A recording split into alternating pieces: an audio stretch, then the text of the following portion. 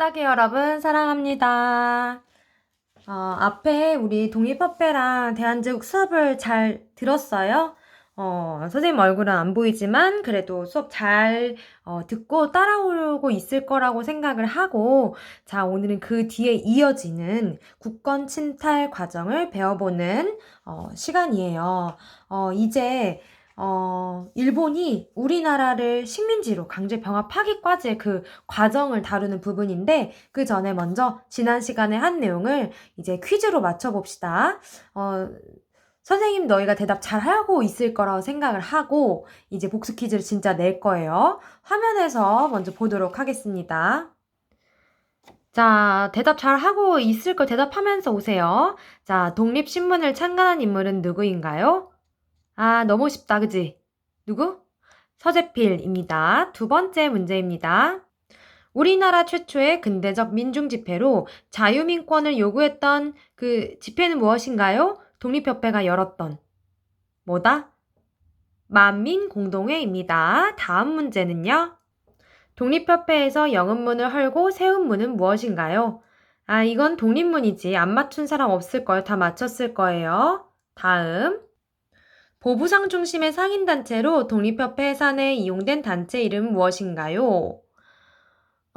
무슨 협회? 이거는 기억이 날 수도 있고 안 날 수도 있고. 한국협회가 답입니다. 다음 문제는요. 예법을 근본으로 삼고 새로운 것을 첨가한다는 뜻의 단어는 무엇인가요? 네, 이 광무개혁의 그 원칙이 됐던 거. 옛 것을 근본, 새로운 것을 첨가 혹은 참조한다. 구, 본, 신, 참입니다. 다음 문제는요. 광무개혁 때 토지조사를 하면서 발급되었던 근대적 토지 소유 증명서는 무엇인가요? 두 글자. 토지 소유 증명서 지계입니다. 네, 이걸 이렇게 칠판이라고 생각을 하고 그러면 하나씩 볼 텐데요. 일본이 우리나라를 식민지화하는 그 과정에는 하나씩 하나씩 우리의 어떤 권리나 이런 것 빼앗아가고 조금씩 정치적으로 간섭을 높여가는 그런 과정이 있어요. 네, 이 한반도나 만주를 두고 그 당시에 대립했던 두 나라를 대봐라라고 한다면 러시아와 일본이 있을 수 있죠. 일본은 계속해서 조금씩 호시탐탐 이렇게 기회를 보고 간섭을 하고 있었고, 러시아 같은 경우는 이제 아관파천이나 뭐 이런 사건들을 거치면서 이제 조선에 대한 관심을 지대하게 갖고 있었어요. 특히 만주를 가지고 일본과 계속 대립을 하고 있는 상태였어요. 그래서 일본과 러시아 사이에 이제 조선과 만주의 지배권을 두고 대립이 폭발하게 되는 전쟁이 바로 1904년에 있는 러일 전쟁입니다. 1904년부터 5년까지 1년, 2년 가까이 계속 이렇게 러일 전쟁이 벌어지게 되는데요. 이 러일 전쟁에 그 초미의 관심사가 됐어요. 주변의 여러 서구 열강들한테. 당연히 그 서구 열강들은 어떤 나라가 우세할 거라고 생각을 했을까요? 우리는 지금은 뭐 반반이요 이렇게 대답을 할 수 있지만 그때 당시로서 동아시아 한쪽 구석에 있는 조금씩 이렇게 커지는 일본이 이길 거라고는 상상도 못했어요. 당연히 러시아가 훨씬 더 큰 나라고 강한 나라라고 생각을 했었으니까. 근데 이 러일 전쟁에서 일본이 승기를 잡기 시작하는 거죠. 러일 전쟁이 아직 끝난 거는 아니지만 이렇게 러일 전쟁이 계속되는 기간 동안에 일본이 우리나라의 조약을 하나씩 체결을 하는 거예요. 그래서 우리 책 247쪽에 이제 첫 번째 조약이 나와 있는데 한일 의정서라는 거를 러일 전쟁 중간에 체결을 하게 됩니다. 이 내용을 보면요. 군사적으로 필요한 지역을 일본이 사용할 수 있다라는 내용이 있어요. 군사적 요충지를 임의로 사용할 수 있다. 뭐 이 얘기는 일본이 군사를 주둔시키고 싶거나 뭐 필요한 땅이라는 그런 명목상으로 우리나라 땅을 막 쓸 수 있다라는 얘기죠. 그래서 우리나라 토지에 대한 이렇게 관심이 높아지는 거고요. 우리 책에는 안 나와 있긴 하지만 외교권을 조금씩 제한하는 부분도 들어가 있어요.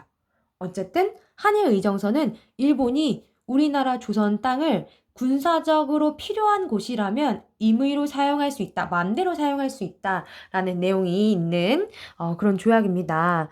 러일 전쟁이 아직 안 끝났어. 아직 안 끝났는데 일본이 또 다른 조약을 맺을 거예요. 1차 한일 협약입니다. 똑같이 1904년에 맺어졌는데 이 1차 한일 협약에는 중요한 내용이 담겨 있어요. 일본이 추천하는 사람을 고문으로 초빙을 해야 한다라는 거예요. 고문은 뭐 자문하다, 고문하다, 뭐 사람 이렇게 신체적으로 괴롭히는 그 고문 말고 어떤 일에 대해서 전문가의 의견을 이제 들어서 반영을 하는 뭐 그런 위원들을 자문위원 혹은 고문 이렇게 이야기를 하거든요. 그래서 2명의 사람이 옵니다. 재정적으로는 이제 메가타라는 일본인이 올 거고요. 외교 쪽으로는 스티븐스라는 그런 친일 미국인이 등장할 거예요. 이제 미국의 관료로 이제 일본에서 일을 하게 됐는데 그것을 인연으로 해서 이제 일본을 위해서 일정 기간 동안 일을 하는 사람이죠. 근데 이 스티븐스 같은 경우는 친일 미국인이었기 때문에 그 조선을 일본이 지배하는 거에 대해서 이거는 조선한테 너무 잘된 일이다. 좋은 거다. 식민 지배는 너무 조선의 발전을 위해서 긍정적이다라는 발언을 굉장히 많이 했었어요. 그래서 우리나라 사람들이 스티븐스를 굉장히 싫어했겠죠. 그래서 스티븐스의 결말은 나중에 또 이야기할 그런 과정이 있을 거고요. 2사람 사진을 좀 보여줄게요. 네, 여기 왼쪽에 있는 사람이 재정공은 메가타이고 오른쪽에 있는 사람이 이제 스티븐스. 아이고, 이렇게 생기셨어요. 그러면 다시 설명으로 갈게요. 네, 그래서 이 러일 전쟁 중간에 한일정서랑 한일협약이 둘 다 맺어진 거예요. 1차 한일협약의 핵심 내용은 고문정치라고 할 수가 있겠죠. 근데 이렇게 일본이 러일 전쟁에서 승리를 하고 나니까 이제 모든 주변의 서구 열강들이 암묵적으로 그걸 인정을 하는 거예요. 그래, 한반도 지배권 일본이 가져. 이렇게 하게 되는 거죠. 그래서 서구 열강들이 이렇게 암묵적으로 동의해주고 인정해주는 그게 세 개의 조약으로 정리를 할 수가 있어요. 먼저 첫 번째 볼까요? 미국과 일본 사이에 서로의 그 식민지에 대해서 인정하는 게 가스라. 일본인 이름이니까 가스라와 테프트가 밀약, 몰래 맺은 거예요. 밀약을 맺죠. 미국은 일본의 한국집에 승인한다. 그런 내용이 있는 거예요. 자, 2번째, 영국과 일본. 영국과 일본은 원래 조금 1차 대전 이전부터 가까웠어요. 좀 친했어요. 1차 영일동맹을 전에 맺었었고 이번에 2차 영일동맹을 맺게 되네요. 이렇게 맺었고요. 이제 마지막으로 러시아와 일본의 전쟁에서 일본이 승리했으니까 또 그 전후의 정리를 위한 조약을 맺게 되겠죠. 그래서 포츠머스 조약이라는 거를 러일 간에 맺게 됩니다. 러일 전쟁 이후에. 그래서 한반도 지배권을 이제 일본이 갖는 거예요. 이제 일본은 거칠 게 없어. 이제 막 나가는 거야. 거칠 게 없어요. 그래서 이렇게 세 나라의 암묵적인 동의를 얻게 되는 거고요. 사실 이런 내용들 보면은 국제관계 그 외교라는 건 참 비정한 거예요. 영원한 친구도 없고 영원한 적도 없는. 왜냐하면 그 나라의 국익에 따라 움직이게 되는 거기 때문에 뭐 아무 이유 없이 잘해주는 나라는 없는 거죠.